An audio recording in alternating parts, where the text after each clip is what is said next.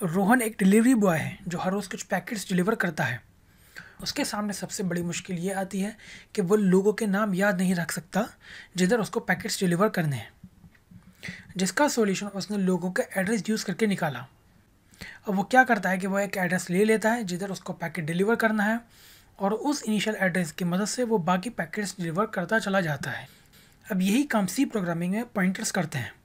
तो क्या होते हैं ये पॉइंटर्स, इनका क्या यूज़ होता है, कैसे हम इनको प्रोग्रामिंग में यूज़ करेंगे, इस वीडियो में हम इन सब सवालों के जवाब देखेंगे। तो चलिए शुरू करते हैं। दोस्तों, पॉइंटर एक ऐसे वेरिएबल्स होते हैं जिधर आप किसी भी दूसरे वेरिएबल का एड्रेस स्टोर कर सकते हैं। जहाँ नॉर्मल वेरिएबल डेटा स्टोर करने के लिए यूज़ किए जाते हैं, वहीं पॉइंटर वेरिएबल्स किसी भी दूसरे वेरिएबल्स का एड्रेस स्टोर करने के लिए यूज़ किए जाते हैं।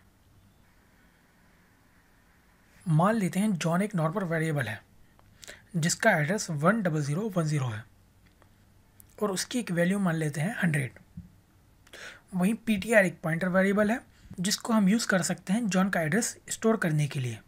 तो यहाँ हम डिफ्रेंशिएट कर सकते हैं कि कैसे एक नॉर्मल वेरिएबल डेटा स्टोर करने के लिए यूज़ किया जाता है और पॉइंटर वेरिएबल एड्रेस को स्टोर करने के लिए।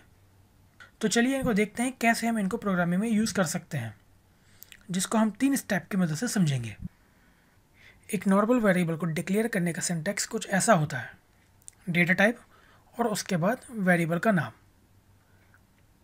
वेरिएबल कैर, इंट, फ्लोट किसी भी टाइप के हो सकते हैं।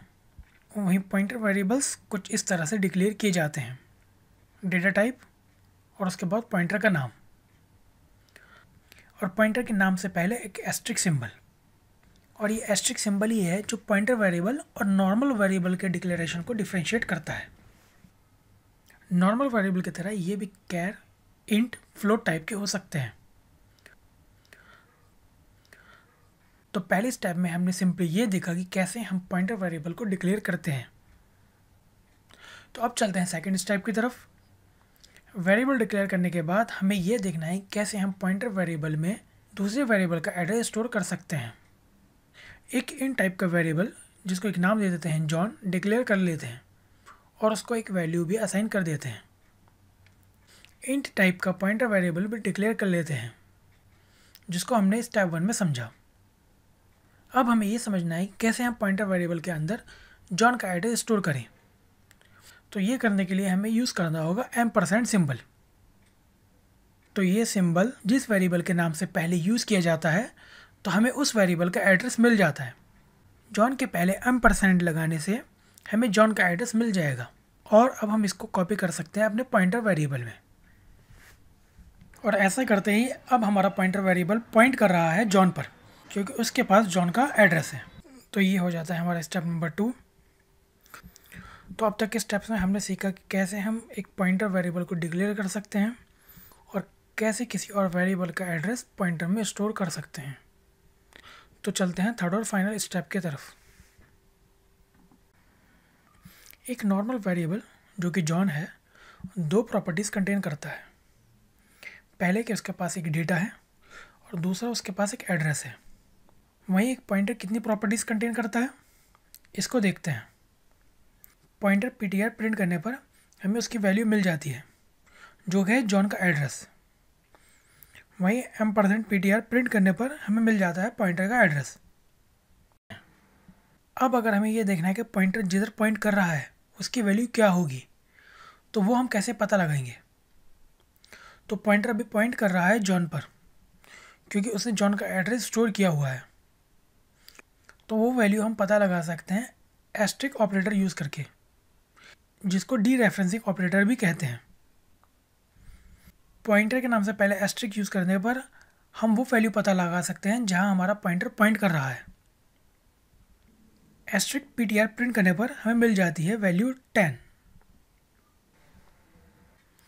तो पॉइंटर के पहले एस्ट्रिक या डीरेफरेंसिंग ऑपरेटर लगाने से हम उस वैल्यू को एक्सेस कर सकते हैं जहां हमारा पॉइंटर पॉइंट कर रहा है।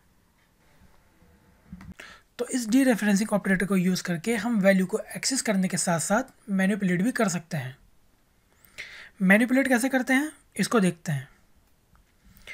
एस्ट्रिक ptr को 100 असाइन कर देते हैं और जैसे ही हम ऐसा करते हैं जॉन की वैल्यू भी चेंज हो जाती है।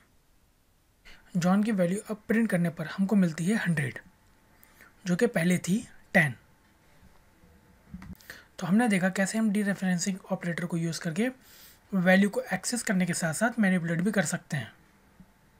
इसको अच्छे से एग्जाम्पल के थ्रू समझते हैं और खोल लेते हैं अपना कोड एडिटर जो है VS कोड।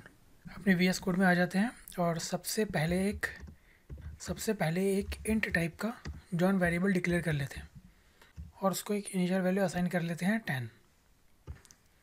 एक इंट टाइप का पॉइंटर वेरिएबल भी डिक्लेयर कर देते हैं PTR और पॉइंटर को इनिशियलाइज कर देते हैं जॉन के एड्रेस से।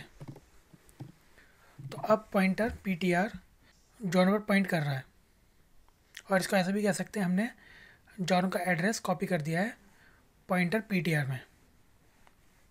तो PTR के पास जॉन का एड्रेस है। जॉन की वैल्यू और जॉन का एड्रेस प्रिंट कर लेते हैं।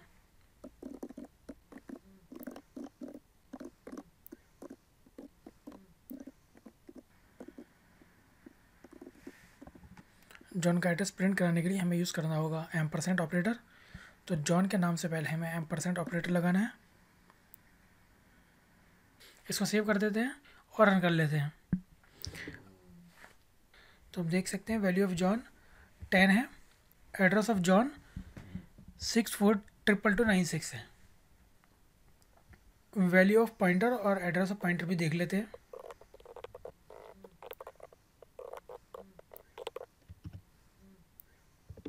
इसको सेव कर देते हैं और रन कर लेते हैं। अब क्योंकि PTR के पास एड्रेस है जॉन का, तो जो जॉन का एड्रेस है वही PTR की वैल्यू भी होगी। तो हम देख सकते हैं कि वैल्यू ऑफ PTR वही है जो जॉन का एड्रेस था 64222300 और एड्रेस ऑफ PTR वो अलग है। और अब हम वो वैल्यू देखना चाहते हैं जिधर पॉइंटर पॉइंट कर रहा है। तो वो हम कैसे देख सकते हैं? वो हम देख सकते हैं डीरेफरेंसिंग ऑपरेटर यूज़ करके। तो PTR से पहले हम एस्टेरिस्क लगाएंगे और उसको प्रिंट करते हैं।